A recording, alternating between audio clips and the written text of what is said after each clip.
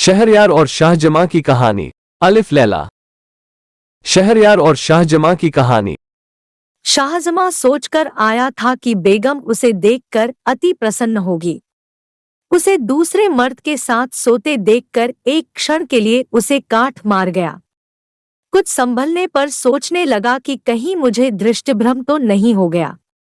लेकिन भली भांति देखने पर भी जब वही बात पाई तो सोचने लगा, यह कैसा अनर्थ है कि मैं अभी समरकंद नगर की रक्षा भित्ति से बाहर भी नहीं निकला और ऐसा कर्म होने लगा। वह क्रोधाग्नि में जलने लगा और उसने तलवार निकालकर ऐसे हाथ मारे कि दोनों के सिर कटकर पलंग के नीचे आ गए। इसके बाद दोनों शवों को पिछवाड़े की खिड़की से नीचे गड्ढे में फेंककर वह अपने खेमे में वापस आ गया। उसने किसी से रात की बात न बताई। दूसरे दिन प्रातः ही सेना चल पड़ी। उसके साथ के और सब लोग तो हंसी खुशी रास्ता काट रहे थे, किंतु शाहजमां अपनी बेगम के पाप कर्म को याद करके दुखी रहता था और दिनों दिन उसका मुंह पीला पड़ता जाता था। उसकी सारी यात्रा इसी कष्ट में बीती।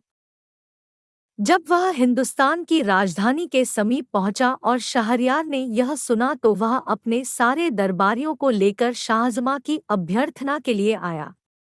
जब दोनों एक दूसरे के पास पहुंचे तो अपने अपने घोड़े से उतरकर गले मिले और कुछ देर तक एक दूसरे की कुशलक्षेम पूछकर बड़े समारोह पूर्वक रवाना हुए। शहरयार ने शाहजमां को उस महल में ठहराया जो उसके लिए पहले से सजाया गया था और जहां से उद्यान दिखाई देता था। वह महल बड़ा और राजाओं के स्वागत योग्य था। फिर शहरयार ने अपने भाई से स्नान करने को कहा। शाहजमां ने स्नान करके नए कपड़े पहने और दोनों भाई महल के मंच पर बैठकर देर तक वार्तालाप करते रहे। सारे दरबारी दोनों बादशाहों के सामने अपने अपने उपयुक्त स्थान पर खड़े रहे।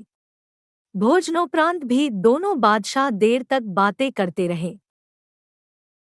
अगर कहानी अच्छी लगी हो तो हमारे चैनल को सब्सक्राइब करें और बेल आइकन दबाएं।